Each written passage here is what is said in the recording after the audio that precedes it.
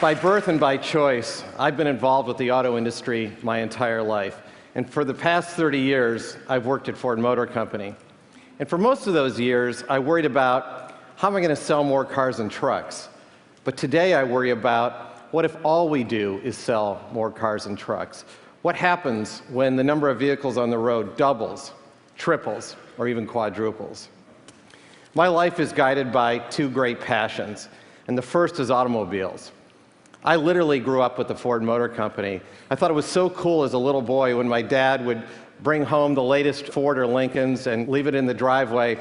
And I decided about that time, about age 10, that it would be really cool if I was a test driver. So my parents would go to dinner, they'd sit down, I'd sneak out of the house, I'd jump behind the wheel and take the new model around the driveway. And it was a blast. And that went on for about 2 years. Until, I think it was about 12, my dad brought home a Lincoln Mark III. And it was snowing that day. So he and Mom went to dinner, and I snuck out and thought it'd be really cool to do donuts or maybe even some figure eights in the snow. My dad finished dinner early that evening, and he was walking through the front hall and out the front door just about the same time I hit some ice and met him at the front door with the car and almost ended up in the front hall. So it kind of cooled my test driving for a little while. But I really began to love cars then. And my first car was a 1975 electric green Mustang. And even though the color was pretty hideous, I did love the car. And it really cemented my love affair with cars that's continued on this day. But cars are really more than a passion of mine. They're quite literally in my blood.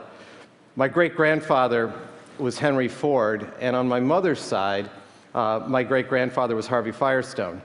So when I was born, I guess you could say expectations were kind of high for me.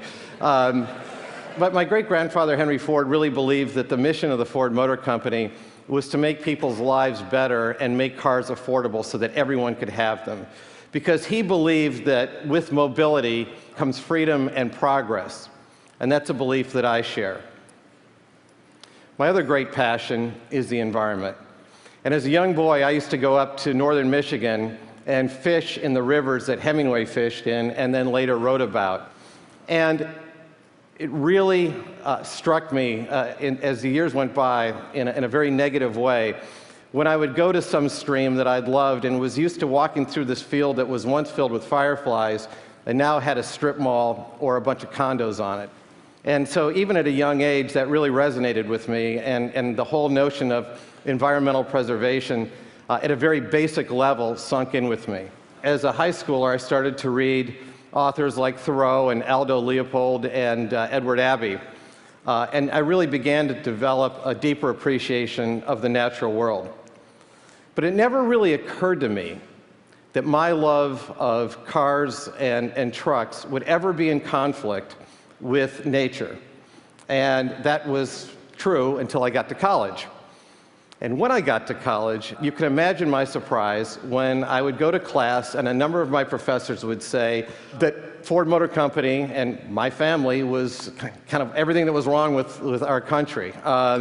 They thought that we were more interested as an industry in profits rather than progress, and that we filled the skies with smog, and frankly, we were the enemy. I joined Ford after college, after some soul searching whether or not this is really the right thing to do. But I decided I wanted to go and see if I could effect change there. And as I look back, over 30 years ago, it was a little naive to think at that age that I could, but I wanted to. And I really discovered that my professors weren't completely wrong. In fact, when I got back to Detroit, my environmental leanings weren't exactly embraced by those in my own company, and certainly by those in the industry. I had some very interesting conversations, as you can imagine. There were some within Ford who believed that all this ecological nonsense should just disappear, and that I needed to stop hanging out with, quote, environmental wackos. I was considered a radical, and I'll never forget the day I was called in by a member of top management and told to stop associating with any known or suspected environmentalists. Of course, I had no intention of doing that, and I kept speaking out about the environment, and it really was the topic that we now today call sustainability. And in time, my views went from controversial to more or less consensus today. I mean, I think most people in the industry understand that we've got to get on with it. And the good news is today we are tackling the big issues of cars and the environment, not only at Ford, but really as an industry. We're pushing fuel efficiency to new heights. And with new technology, we're reducing, and I believe someday will eliminate, CO2 emissions.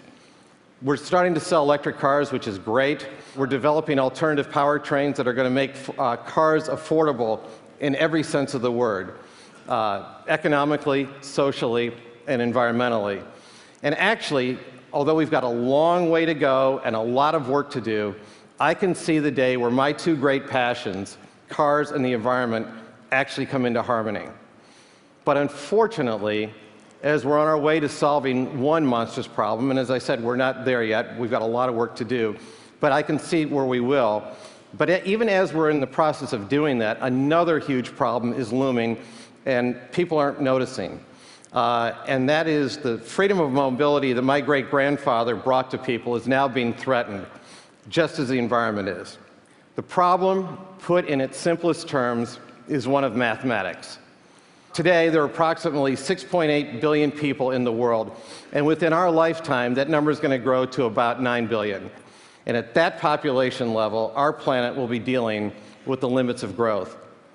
And with that growth comes some severe practical problems, one of which is our transportation system simply won't be able to deal with it. When we look at the population growth in terms of cars, it becomes even clearer. Today, there are about 800 million cars on the road worldwide. But with more people and greater prosperity around the world, that number is going to grow to between 2 and 4 billion cars by mid-century. And this is going to create the kind of global gridlock that the world has never seen before. Now think about the impact that this is going to have on our daily lives. Today, the average American spends about a week a year stuck in traffic jams. And that's a huge waste of time and resources.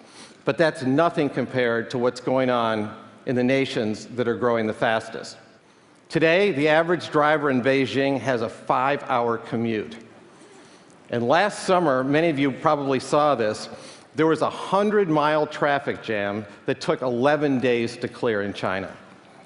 In the decades to come, 75% of the world's population will live in cities, and 50 of those cities will be of 10 million people or more. So you can see the size of the issue that we're facing. When you factor in population growth, it's clear that the mobility model that we have today simply will not work tomorrow. Frankly, 4 billion clean cars on the road are still 4 billion cars, and a traffic jam with no emissions is still a traffic jam. So if we make no changes today, what does tomorrow look like? Well, I think you probably already have the picture. Traffic jams are just a symptom of this challenge, and they're really very, very inconvenient, but that's kind of all they are.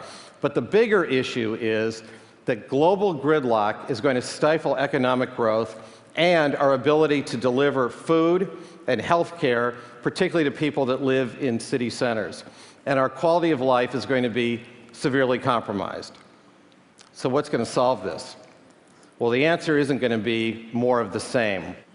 My great-grandfather once said, before he invented the Model T, if I had asked people then what they wanted, they would have answered, we want faster horses. So the answer to more cars is simply not to have more roads. When America began moving west, we didn't add more wagon trains, we built railroads. And to connect our country after World War II, we didn't build more two-lane highways, we built the interstate highway system. Today, we need that same leap in thinking for us to create a viable future. We are going to build smart cars, but we also need to build smart roads, smart parking, smart public transportation systems, and more. We don't want to waste our time sitting in traffic, sitting at toll booths, or looking for parking spots. We need an integrated system that uses real-time data to optimize personal mobility on a massive scale, without hassle or compromises for travelers. And frankly, that's the kind of system that's going to make the future of personal mobility sustainable. Now, the good news is some of this work has already begun in different parts of the world. The city of Masdar in Abu Dhabi uses driverless electric vehicles that can communicate with one another, and they go underneath the city streets, and up above you've got a series of pedestrian walkways. On New York City's 34th Street, gridlock will soon be replaced with a connected system of vehicle-specific corridors. Pedestrian zones and dedicated traffic lanes are going to be created, and all of this will cut down the average rush hour commute to get across town in New York from about an hour today at rush hour to about 20 minutes. Now, if you look at Hong Kong, they have a very interesting system called Octopus there. It's a system that really ties together all the transportation assets into a single payment system. So parking garages, buses, trains, they all operate within the same system. Now, shared car services are also springing up around the world. And these efforts, I think, are great. They're relieving congestion, and they're frankly starting to save some fuel. These are all really good ideas that will move us forward. But what really inspires me is what's going to be possible when our cars can begin talking to each other. Very soon, the same systems that we use today to bring music and entertainment and GPS information into our vehicles are going to be used to create a smart vehicle network. Now, every morning I drive about 30 miles from my home in Ann Arbor to my office in Dearborn, Michigan. And every night I go home, my commute is a total crapshoot. And I often have to leave the freeway and look for different ways for me to try and make it home. But very soon, we're going to see the days when cars are essentially talking to each other. So if the car ahead of me on I-94 hits traffic, it will immediately alert my car and tell my car to reroute itself to get me home in the best possible way. And these systems are being tested right now, and frankly, they're going to be ready for prime time pretty soon. But the potential of a connected car network is almost limitless. So just imagine, one day, very soon, you're going to be able to plan a trip downtown, and your car will be connected to a smart parking system. So you get in your car, and as you get in your car will reserve you a parking spot before you arrive. No more driving around looking for one, which frankly is one of the biggest users of fuel in today's cars in urban areas, is looking for parking spots. Or think about being in New York City and tracking down an intelligent cab on your smartphone so you don't have to wait in the cold to hail one. Or being at a future TED conference and having your car talk to the calendars of everybody here and telling you all the best route to take home and when you should leave so that you can all arrive at your next destination on time. This is the kind of technology that will merge millions of individual vehicles into a single system. So I think it's clear we have the beginnings of a solution to this enormous problem. But as we found out with addressing CO2 issues and also fossil fuels, there is no one silver bullet. The solution is not going to be more cars, more roads, or a new rail system. It can only be found, I believe, in a global network of interconnected solutions. Now, I know we can develop the technology that's going to make this work, but we've got to be willing to get out there and seek out the solutions. And whether that means vehicle sharing or public transportation or some other way we haven't even thought of yet, our overall transportation mix and infrastructure must support all the future options. We need our best and our brightest to start entertaining this issue. Companies, entrepreneurs, venture capitalists, they all need to understand this is a huge business opportunity as well as an enormous social problem. And just as these groups embrace the green energy challenge, and it's really been amazing to me to watch how much brain power, how much money, and how much serious thought has, over the last really 3 years, has poured into the green energy field. We need that same kind of passion and energy to attack global gridlock. And we need people like all of you in this room, leading thinkers. I mean, frankly, I really need all of you to think about how you can help solve this huge issue. And we need people from all walks of life, not just inventors. We need policymakers and government officials to also think about how they're going to respond to this challenge. This isn't going to be solved by any one person or one group. It's going to really require a national energy policy, frankly, for each country, because the solutions in each country are going to be different based upon income levels, traffic jams, and also how integrated the systems already are. But we need to get going, and we need to get going today. And we must have an infrastructure that's designed to support this flexible future. You know, we've come a long way. Since the Model T, most people never traveled more than 25 miles from home in their entire lifetime. And since then, the automobile has allowed us the freedom to choose where we live, where we work, where we play, and frankly, when we just go out and want to move around. We don't want to regress and lose that freedom. We're on our way to solving, and as I said earlier, I know we've got a long way to go, the one big issue that we're all focused on that threatens it, and that's the environmental issue. But I believe we all must turn all of our effort and all of our ingenuity and determination to help now solve this notion of global gridlock. Because in doing so, we're going to preserve what we've really come to take for granted, which is the freedom to move and move very effortlessly around the world.